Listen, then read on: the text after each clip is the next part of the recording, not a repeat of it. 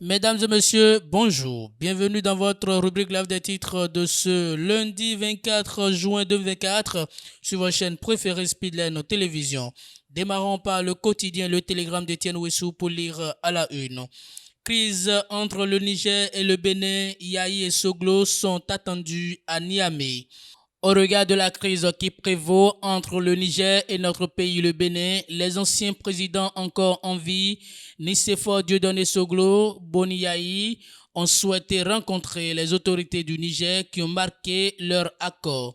Les deux personnalités se rendront au Niger le 24 juin 2024 pour échanger avec les responsables nigériens au plus haut niveau afin de contribuer à rétablir les relations cordiales, fraternelles et mutuellement avantageuses établies par les pères de nos indépendances, Ibemaga, Amani Diori, et entretenu par leur successeur Souroumigan Akpeti, Justin Aomadegbe, Seini Koutié, Ali Saïbou, Mahaman Ousmane, Mamadou Tandja, Mathieu Kerekou, Nicéphore Dieudonné Soglo et Boni Yahi. Les présidents Soglo et Yahi invitent les peuples frères du Niger et du Bénin à demeurer en prière pour accompagner cette noble mission pour une sortie de crise heureuse. Informe le quotidien. Fermeture du marché d'Antokwa, pourquoi Patrice Talon doit s'arrêter selon Célestine Zanou. D'Antokwa délogé ne restera pas un point noir à Cotonou. W.Hungweji. Les détails à la page 2 de cette parution, il ressort ceci. D'Antokwa, l'un des plus grands marchés en Afrique de l'Ouest, connu pour son attractivité et ses attraits touristiques, va bientôt disparaître. Une partie va se retrouver dans la galerie marchande du stade de l'amitié de Cournouh, réservée essentiellement aux activités de vente de paille, des bijoux, des sacs, des chaussures et des produits cosmétiques.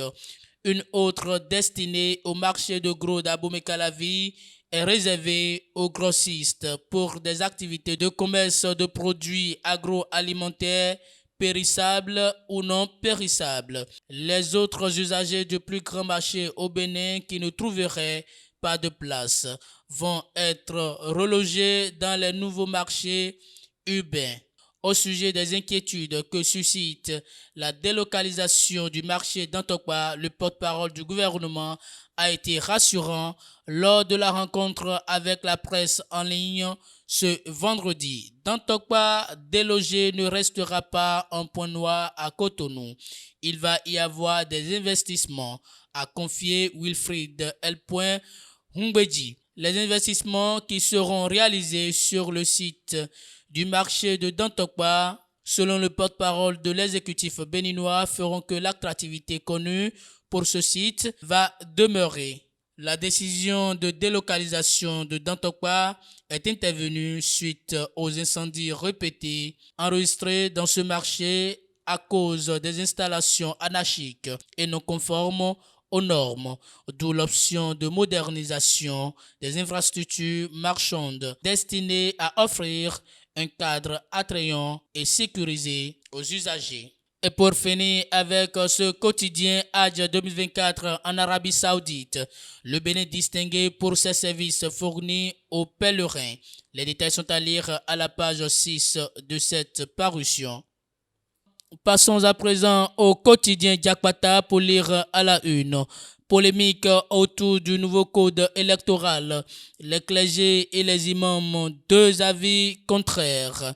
Au Bénin, la polémique autour du nouveau code électoral en vigueur déchaîne les passions actuellement. Deux confessions religieuses s'invitent dans la danse et prennent chacune position.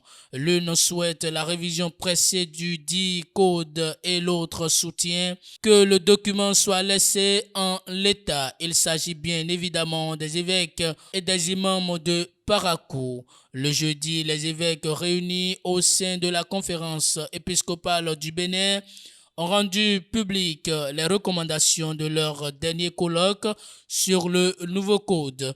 Vous aurez plus de détails à la page 3 de cette parution du quotidien Diakpata.